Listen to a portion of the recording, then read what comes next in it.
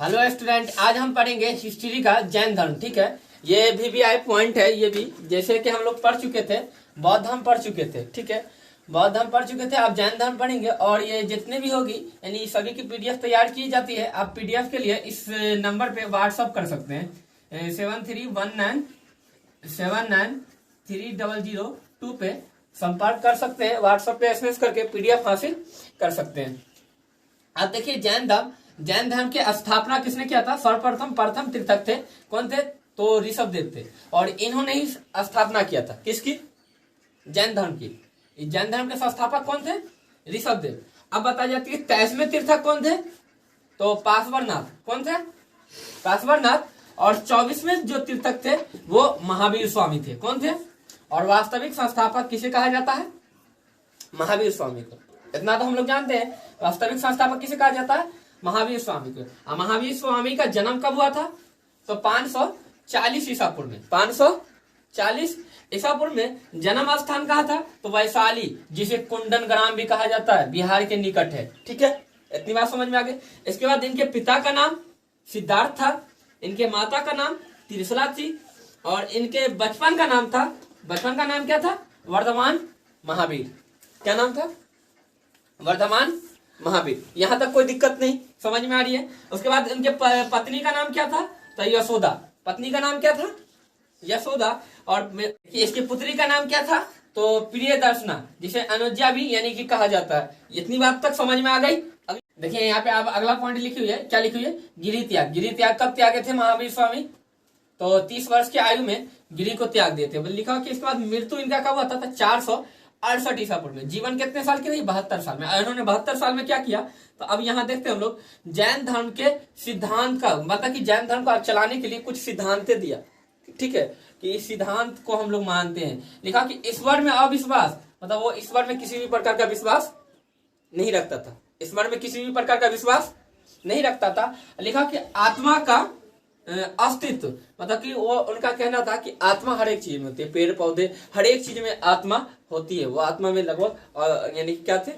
विश्वास थे उनको। लिखा कि कर्म फल एवं पुण्य जागरण, जैसे क्या था कि पुण्य जन्म, जिसमें अब क्या है कि उनका कहना था कि इंसान की है ना मृत्यु का कारण क्या पता है? कर्म फल ही होता है। अगर अच्छे कर्म करेंगे तो यानी कि क्या होगा कि मृत्यु का कारण बनेगा, पुण्य जागरण का कारण बनेगा। ठीक है, तो पुण्य जागरण में भी उनका विश्वास था, कर्म फल में भी उनका विश्वास था। और लिखा कि मोक्ष अथवा निर्वाण। मोक्ष अथवा निर्वाण कहने का मतलब कि मोक्ष, मतलब उनका कहना था कि मरने के बाद लोग मोक्ष प्राप्त कर लेते हैं। मोक्ष यानी कि क्या कहते हैं कि उनके कर्म फल पे डिपेंड करता है कि मोक्ष, जैसे कहते हैं ना जन्नत दोजख, है कि नहीं?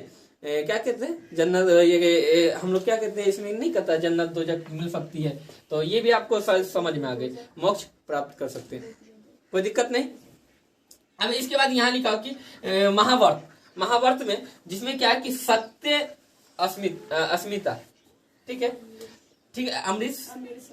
अमृतसा लिखा कि सत्य। अब यहाँ पे सत्य मतलब हम लोग यहाँ पे जानते हैं कि इनका कुछ यानी कि कहते थे कि जैन धर्म को स्वीकार करने के लिए आप इतने व्रतों को आपको माननी पड़ेगी। 5 व्रत रखे हुए थे। तो पहला रखे हुए थे कि सच बोलने वाला, झूठ नहीं बोलने वाला, तभी मेरे धर्म को ग्रहण कर सकता है। अब यहाँ लिखा अहिंसा, मतलब कि क्या?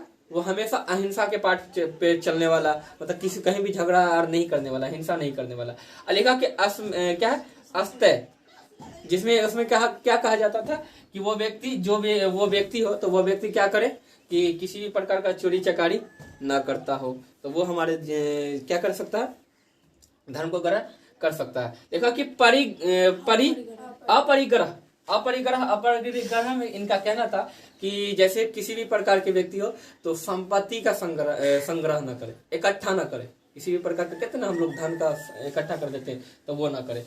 इसके बाद लिखा कि ब्रह्मचार्य, तो मतलब क्या है? इंद्रियों को बस में रखो, आंखों को बस में रखो, मतलब कि भटकने ना दो। ये 5 से यानी कि व्रतों को जोड़ा कि अगर ये कोई व्यक्ति मानता है तो मेरे धर्म को ग्रहण कर सकता है, कोई दिक्कत नहीं। इसके बाद देखिए क्या लिखा हुआ है कि लिखा कि आजीविका संप्रदाय के संस्थापक कौन थे? तो कौन थे?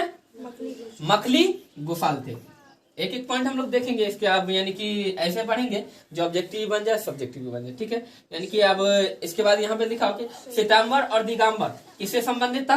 जैन धर्म से। अब श्वेतांबर का हम लोग अर्थ जानते हैं, यानी कि हुआ क्या था कि जैन धर्म को विभाजित किया गया था, दो भागों में जब बांटा गया था ना, यानी कि विभाजित किया हुआ, तो इसमें एक तरफ श्वेतांबर वाले यानी कि अनुयायी रह गए, एक तरफ दिगंबर वाले। तो श्वेतांबर यानी कि इसके मृत्यु के बाद यानी कि महावीर स्वामी के, तो श्वेतांबर वाला हम लोग जानते हैं कि श्वेत कपड़ा पहनते थे। क्या पहनते थे? श्वेत मतलब व्हाइट कपड़ा पहनते थे। इनके धर्म के जितने भी व्यक्ति थे कौन कपड़ा पहनते थे?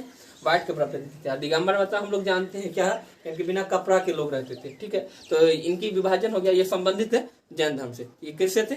जैन धर्म से। यहाँ तक देखिए, अगली पॉइंट क्या है, श्वेतांबर संप्रदाय के संस्थापक कौन थे? तो क्या थे? स्थूलभद्र। कौन थे? स्थूलभद्र। दिगंबर संप्रदाय के संस्थापक कौन थे? तो क्या थे? भद्रबहु। इस बात की ख्याल रखेंगे। इसके बाद क्या है, 16 महाजन पदों का उल्लेख कहाँ मिलता है? तो भागवत सूत्र में मिलता है, जो जैन धर्म के जैन धर्म से रचित की गई है, जैन धर्म में यानी कि रचा गया है। ठीक है, इसके बाद इसकी संगीति हुआ था, तो प्रथम यानी कि जैन संगीति हुआ था, तो प्रथम संगीति है ना, ये 300 ईसा पूर्व में पाटलिपुत्र में, जो बिहार में स्थित है, और इसकी अध्यक्षता कौन कर रहा था? स्थूलभद्र। यहाँ तक आपको समझ में आ गई? यहीं तक। और वीडियो अच्छा लगे तो लाइक कीजिए, सब्सक्राइब कीजिए, क्योंकि दोबारा उस वीडियो का आप देख